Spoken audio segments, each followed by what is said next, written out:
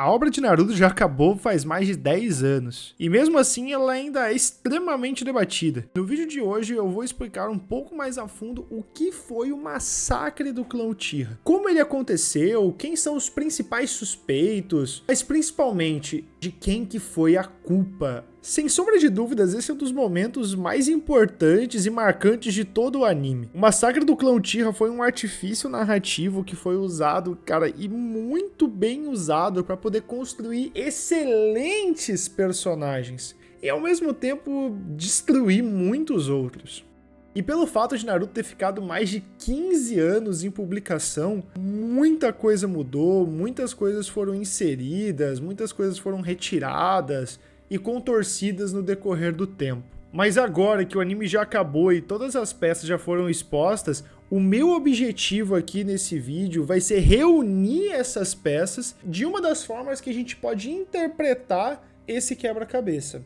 Mas antes de tudo, o mais importante, eu vou ter que apresentar quem são os 5 principais suspeitos de carregar a culpa pelo massacre do clã Uchiha. Em primeiro lugar, nós temos Itachi, um dos maiores prodígios de todo o clã e de toda a aldeia, a pessoa que realizou o ato em questão, o homem que se voltou contra a vila, se tornou um renegado, foi morto e, com consequência, logo perdoado pelo seu próprio irmão. Em segundo lugar, nós temos Hiruzen Sarutobi, é um dos homens mais respeitados de toda a aldeia, o homem que comandou Konoha por mais de 30 anos e o homem que foi responsável por dar a ordem final a Itachi. E se em segundo lugar nós temos o terceiro Hokage, e em terceiro lugar nós temos Danzo Shimura, um dos personagens mais odiados de todo o anime. Homem responsável pelas forças especiais Anbu, além de ser um dos maiores manipuladores que já foi apresentado. Um homem muito frio, que faria qualquer coisa para manter Konoha segura dos seus moldes. Nosso quarto suspeito não é uma pessoa, mas sim o próprio clã Uchiha.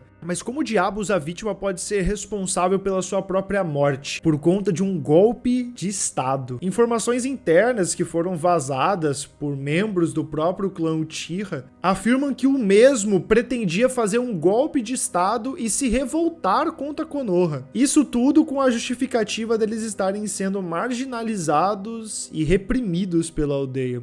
E por fim, o nosso quinto e último suspeito, temos Obito Uchiha. Tão curioso quanto o suspeito anterior, os feitos do Obito a mando do Madara podem ter sido responsáveis por acender a centelha que fez esse fogo começar. Agora que todos os suspeitos foram devidamente apresentados, eu vou fazer questão de narrar os fatos, relembrar o que aconteceu. Eu não vou me ater à questão cronológica exata, mas sim apenas dizer exatamente o que aconteceu. 6 anos antes do ataque ao clã Uchiha, um evento muito maior acaba de acontecer na Aldeia da Folha. O ataque da Raposa de 9 Caudas, um incidente que deixou inúmeras vítimas, inclusive o próprio quarto Hokage. Após o pior ter passado e tudo resolvido, após o pior ter passado, muitos ninjas e muitas figuras de autoridade começaram a desconfiar que o ataque que foi causado pela Raposa de 9 Caudas, a mesma estava sendo controlada por um Sharingan. Era uma certeza de que foi um Uchiha que fez a raposa atacar a aldeia. Um sentimento de revolta pairava por todo o clã. Os mesmos que se sentiam no passado merecedores de respeito, estavam nesse momento sendo repletos de desconfiança. E com o tempo eles começaram a ser vistos mais como uma ameaça do que necessariamente um grande clã respeitado pela aldeia. E com esse sentimento cada vez mais criando força, Fugaku, pai do Itachi, ele começou a elaborar um plano para tentar reverter essa situação. Usando novamente o poder da Raposa de 9 Caudas, eles tinham a intenção de aplicar um golpe de estado dentro da aldeia. Porém, infelizmente, os seus planos foram vazados e Konoha estava em busca de agir antes que esse golpe viesse a acontecer. Vejam, eu disse que eles pretendiam agir, não aniquilar. A ideia de exterminar os Uchihas de uma vez por todas, ele veio por parte do Danzo, que nunca foi um cara que deu um pingo de confiança para os membros do clã Uchiha. Mas no final das contas, a sua ideia ela não foi a primeiro momento assim mal vista, visto que os Uchihas eles eram um clã muito forte. E se no final das contas, após esse golpe de estado, poderia ocorrer uma guerra civil dentro da aldeia. Então você está me dizendo que ou eles faziam alguma coisa ou acontecia uma guerra civil. Então não tinha nada a ser feito? Não foi isso que eu disse. Havia sim uma segunda opção. Shisui Uchiha tinha um plano B. Ele pretendia usar o seu Koto Amatsukami para poder fazer o conselho do clã Uchiha reconsiderar. E visto o poder que ele tinha dentro daquele doujutsu, muito provavelmente isso poderia sim funcionar. Então a gente tem duas opções. Usar um doujutsu para fazê-los reconsiderar com relação ao golpe de estado, ou um genocídio completo contra o clã. E com isso em mente, a resposta parece bem fácil. Porém, dias antes do acidente, Shisui Uchiha sofreu uma tentativa de homicídio do Danzo. Danzo roubou um dos seus olhos e por conta de muita sorte, Shisui continuou vivo, mas não por muito tempo. Apenas tempo suficiente para ele se encontrar com Itachi, ele entregar o seu último olho, se jogar da cachoeira e por conta desse ato, Itachi desperta o seu Mangekyo. Agora com o plano B totalmente estragado e o golpe de estado ficando cada vez mais perto, Sarutobi não viu outra escolha. Ele se reuniu com os demais conselheiros, tomou a decisão final e ordenou o fim do clã Uchiha. E assim, em uma única noite, um clã inteiro foi apagado. Essa foi a história, foi isso que aconteceu.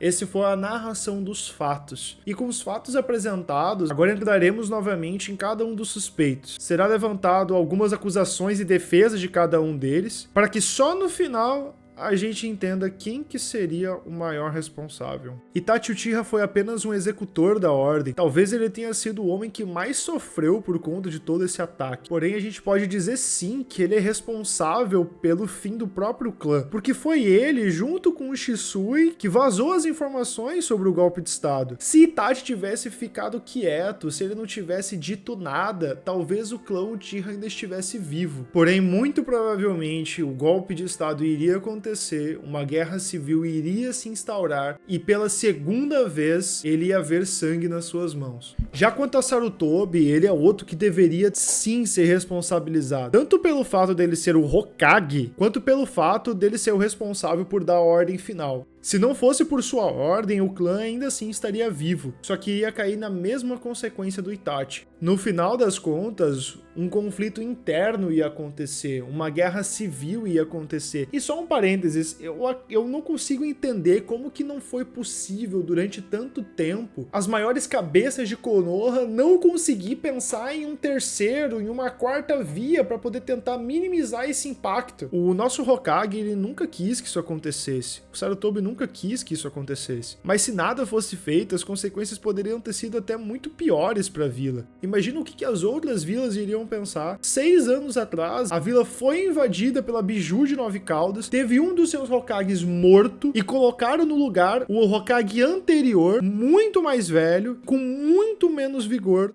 Então como que as vilas iriam olhar para Konoha? Konoha ia se tornar um alvo fácil se isso acontecesse. Agora, já Danzo, o nosso Hokage das sombras, sem sombra de dúvidas, deve ser um dos maiores responsabilizados. Era uma pessoa que desde o começo já tinha total ressentimento quanto ao clã. E foi ele que deu a ordem inicial, foi a ideia inicial para que seja feito um arrebatamento. Além do fato de que o único plano B que eles tinham, que era o plano pacifista do Shisui, ele fez questão de estragar. Se esse homem não tivesse atacado o Shisui, talvez esse incidente nunca tivesse acontecido. Porém, agora, o que eu vou falar em seguida vai fazer eu ser odiado por muita gente. Mas, de certa forma, o Danzo também estava certo, porque o que garantia que o plano do Shisui ia realmente funcionar? A gente sabe que o Koto Amatsukami é forte, e mesmo nunca tendo sido confirmado em que o Fugaku tinha Mangekyo, muitos se especulavam de que sim, ele tinha. Que o Mangekyo Sharingan que seria usado para poder controlar a Kurama, seria o dele. E o que ia garantir que o Kotoamatsu Kami iria funcionar para sempre? E se em algum momento o Fugaku ou algum membro do clã conseguisse se libertar desse genjutsu? O que diabos você acha que aconteceria se o Fugaku tomasse o controle de novo, percebesse que ele e todo o clã dele foi manipulado a mando de Konoha? Muito provavelmente o ataque que eles iam tentar fazer ia ser muito pior. Danzo tomou uma atitude muito dura, mas foi efetivo em manter paz dentro da aldeia. Por parte do próprio clã Uchiha, foi mais do que confirmado que eles queriam sim fazer o ataque. Se não fosse pelo Itachi e pelo Shisui, não se sabe em que pé a vila estaria depois desse ataque. Porém, ao mesmo tempo, que escolha que eles tinham. Os Uchiha já foram um dos clãs mais prestigiados, e naquele momento, eles estavam há anos sendo marginalizados, controlados e vigiados pela aldeia. E isso acontece há muito tempo, desde que a força policial ela foi instaurada durante o mandato do Tobirama, o sentimento deles estarem sendo controlados já pairava pelo ar. Porém, tudo isso ficou muito pior depois da invasão da Nove Caudas. Depois que o ataque aconteceu, eles foram obrigados a ficarem mais afastados da vila e foram vigiados 24 horas por dia, como se fosse uma gigantesca ameaça para a vila. E isso tudo porque até então eu não comentei do maior problema que os Uchihas têm, que é a maldição do ódio. A maldição do ódio, por vezes, ela é usada para poder justificar de que os Uchihas ficam maus com o tempo, mas o que eu não vi acontecendo em momento nenhum foi Konoha tentando fazer alguma coisa acima dessa maldição do ódio. Os membros mais altos de Konoha já sabiam que essa maldição do ódio existia há muito tempo, e mesmo assim, nada foi feito. Eles nunca tentaram manter a paz. Eles nunca tentaram criar um consenso com os Uchihas. Muito pelo contrário, cada vez mais que passava o tempo, eles davam mais abertura para a maldição do ódio ficar ainda mais forte. E por fim, já que eu comentei que o ataque da Raposa de Nove Caudas foi responsável por fazer Konoha ficar ainda mais preocupada e relutante com os Uchihas, nós temos a dupla dos dois maiores manipuladores de todos os tempos. Obito e Madara, eles nunca fizeram nada diretamente para poder causar esse conflito, porém de total responsabilidade deles, porque se eles não tivessem feito a invasão de Konoha, jamais a desconfiança quanto ao clã Uchiha ia crescer do jeito que cresceu. Porém, uma vez mais, o que garante que com o tempo esse ressentimento não iria continuar crescendo? É que nem eu gosto de falar, ele deve ter sido a faísca que fez esse fogo começar, mas talvez qualquer outra faísca que acontecesse também poderia gerar esse mesmo problema no futuro. Agora que cada um dos pontos de cada um dos suspeitos foi apresentado, vai ficar um pouco mais fácil da gente ter uma real noção de quem é a maior culpa de tudo isso. E os dois que devem mais estar na cabeça de vocês devem ser o Danzo